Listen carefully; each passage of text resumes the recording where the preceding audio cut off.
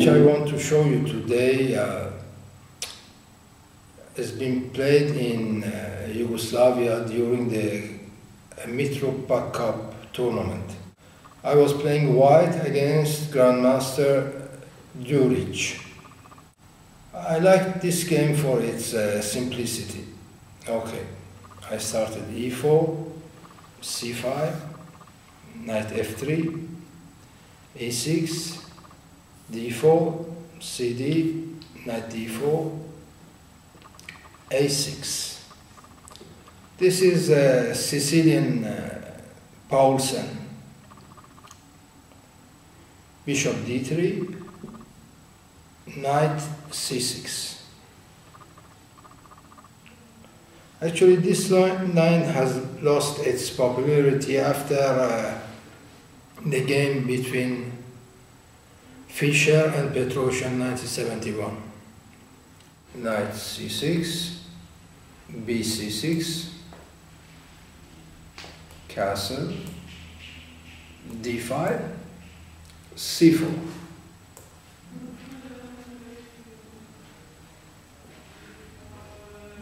Knight f6, cd5, cd5, e5. Now the game Fischer-Petrosian continued with e5,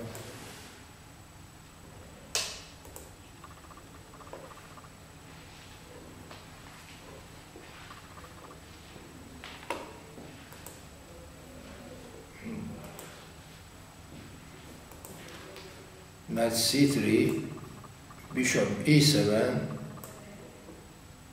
queen a4, queen d7,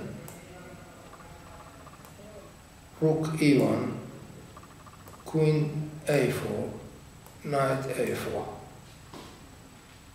And now white has a kind of advantage which they call it aesthetic. It means an advantage which remains because of the weak squares in d4, c5 and the queenside majority and eventual open fight for the rook. But my opponent played queen d5.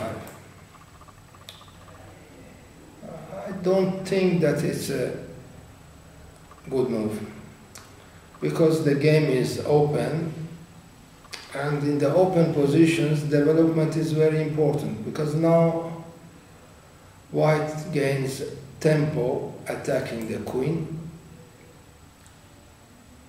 and he will have a great advance in development. Queen c6. Again white wins tempo. Is trying to bring the bishop to the diagonal of the king.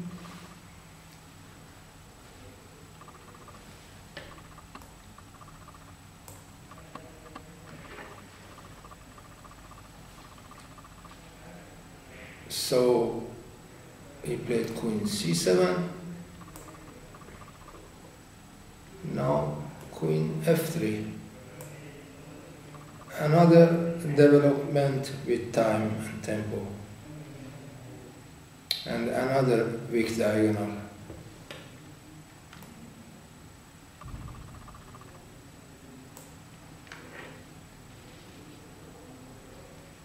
Bishop b7, bishop a4 check, knight d7. Now the normal move is to play knight e4, because you have advance in development and the king of the opponent is in the center, so it's not advised to exchange the queens. But I was always for an adept of simplicity, so I played bishop f4. Because from now on everything is forced, and I will arrive in a ending where where the pawn in a6 will be weak and undefendable. So black must take in f3, bishop c7. Now the threat is rook d1. So rook c8 is forced, bishop g3.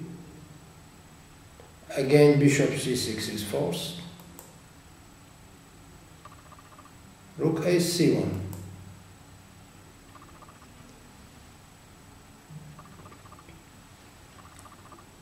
Now the exchanges in the queen side will be almost forced, and I will have one rook which will come and attack this a6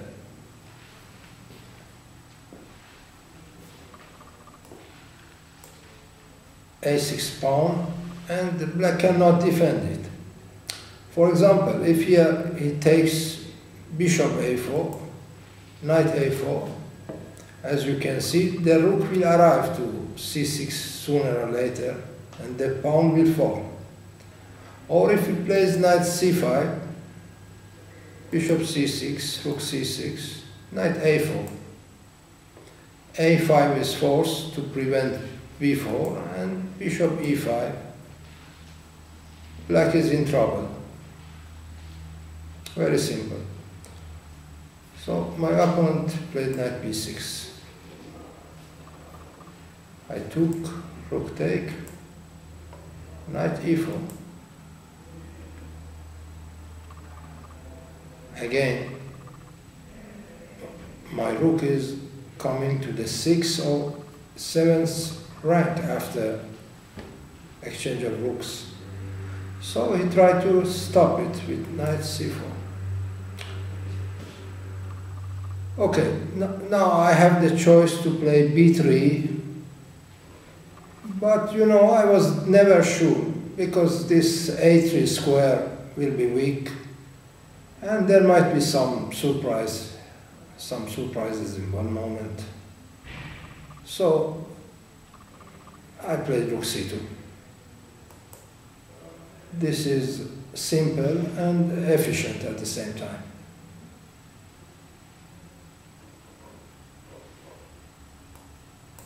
f5, rook f c1. Everything is forced. f e4, rook c4, rook c4, rook c4. Okay, this position is completely hopeless. The rook will collect this pawn in a6, and white will have two pass protected pawns. My opponent continued some moves. King d7, rook c7, king d8, rook a7, h5, rook a6. What I liked more in this game was that after bishop f4, everything was forced in this game, and my opponent had never any chance to complicate the game, and it was simple.